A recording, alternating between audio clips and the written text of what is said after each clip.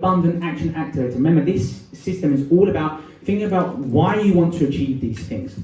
What new routines, what new activities do you want to incorporate into your lifestyle to really maximize your potential, to learn, to grow? So like I said earlier, if you keep doing the same sort of things every single day, lots of people do this, they live the same sort of life, same thoughts, same emotions, same actions, same daily routines, see the same people, go to the same places, and yet they secretly imagine that their lifestyles will change.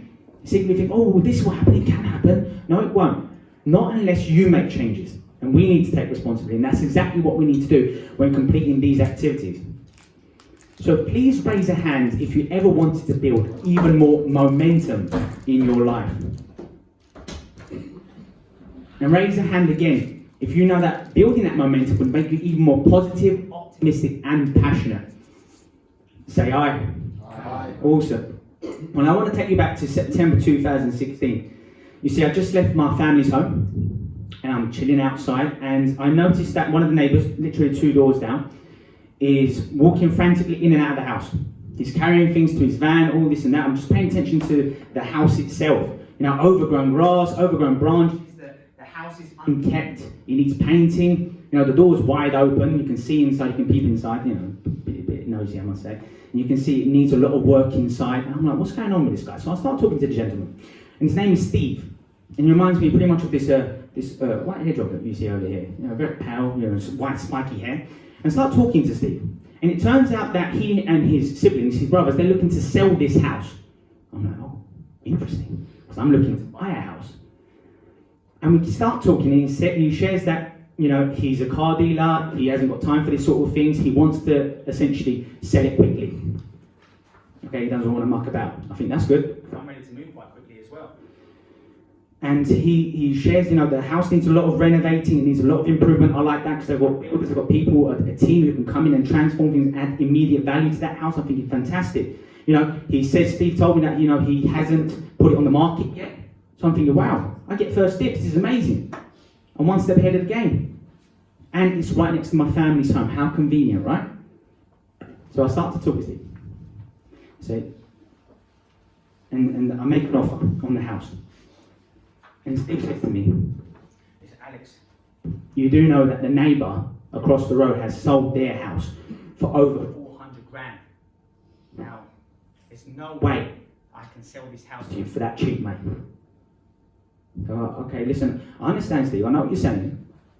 I know the neighbour's house, but to be honest, that house is a bit larger than yours. You know, they don't need to make any renovations to the property.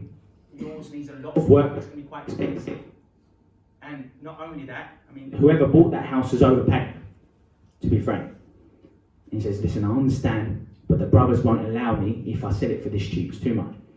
I said, all right, Steve, I'll go home, I'll think about it. And that's exactly what I do. I go talk to the family, make a revised offer. I come back to Steve. Alex, I've got to be honest with you, mate. Some other people have made offers on the house as well. You know, someone's made an offer of 335 grand. Now, can you beat that? Don't get me wrong, it's not today.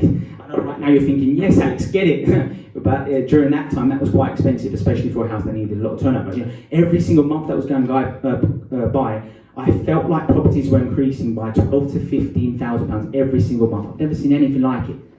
So I was like, I've got to buy this house soon. I was like, well, I don't know, and it was relentless. I've never seen that before. So I thought, what do I do here? It's a lot of money. Am I ready for that?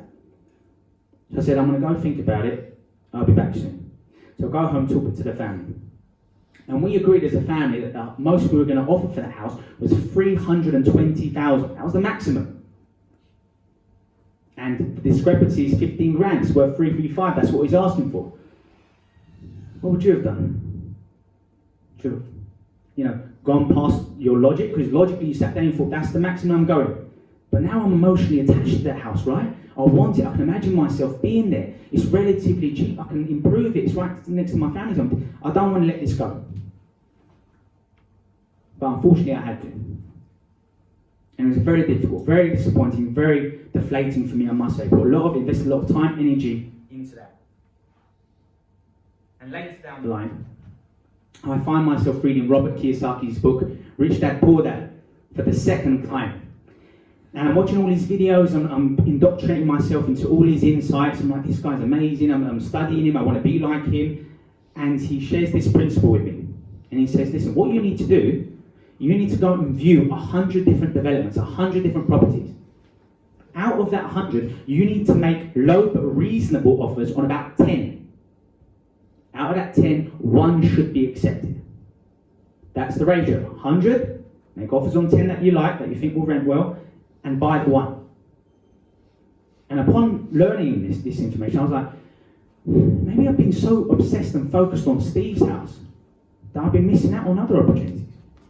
And I was like, I thought I was working hard on, learning about properties, trying to buy one and so on and so forth.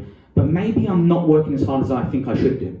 I'm not going to see 100 and so on and so forth. So I decided then and there I need to up my game.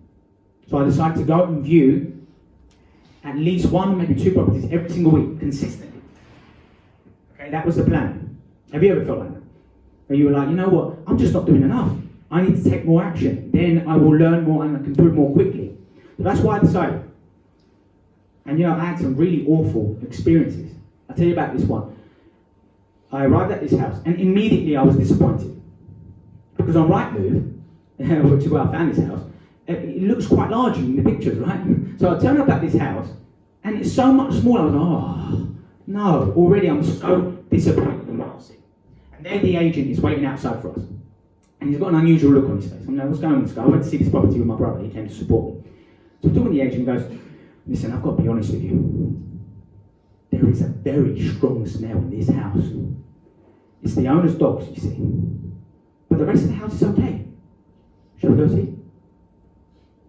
So we all make our way in. And I kid you not, it was pretty much a race as to who could get out of that house fastest, out of the agent, my brother and I. It was awful. And that wasn't the only negative experience. It happened on a regular basis. And don't forget, guys, these awful houses are getting more and more expensive every month as well. So I'm getting desperate here. And I'm getting negative in my mind. That internal resistance, when you take more action, when you challenge yourself, when you step outside, become uncomfortable, you're going to be more negative. So I'm thinking, who do you think you are? You think you're Robert Kiyosaki or something? You don't know what you're doing. You're walking around these houses aimlessly. Just stick to what you know.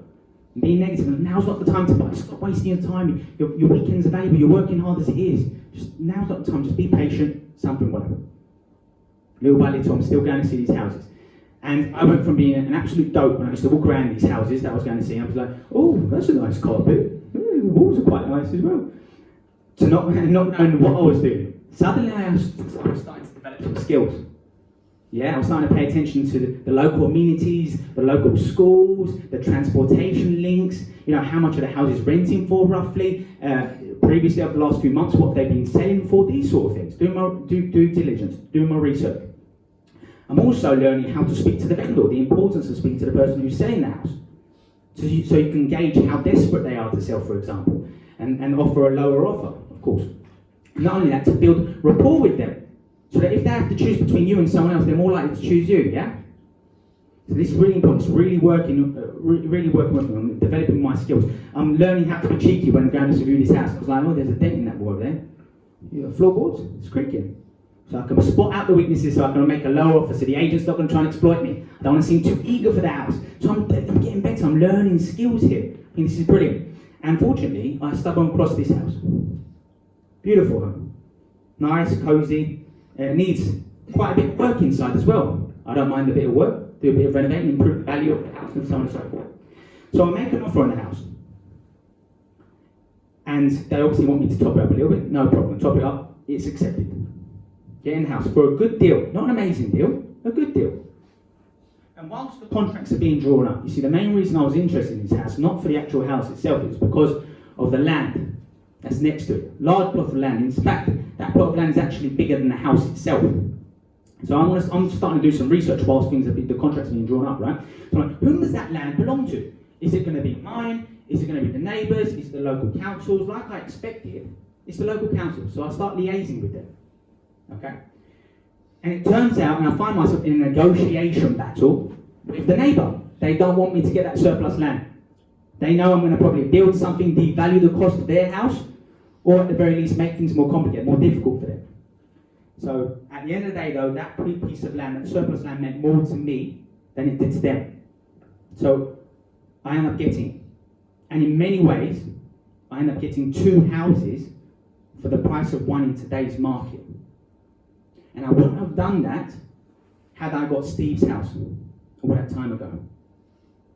And this is the importance of taking action. And from that point onwards, I've been able to remortgage these properties, take out the equity from those and put them down for other houses. And that's how you build an empire. But metaphorically, this is how you build an empire within your lives in any area. Maybe you want to get in better shape, you want to live long, you want more energy, you want to be more productive, you want to increase your self-esteem by being more disciplined and so on and so forth.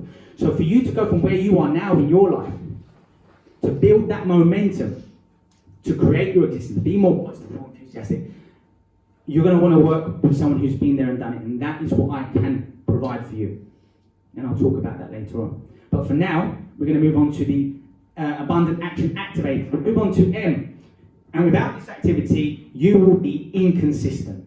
Without this activity, you're not going to know your deep drives, your deep motivations.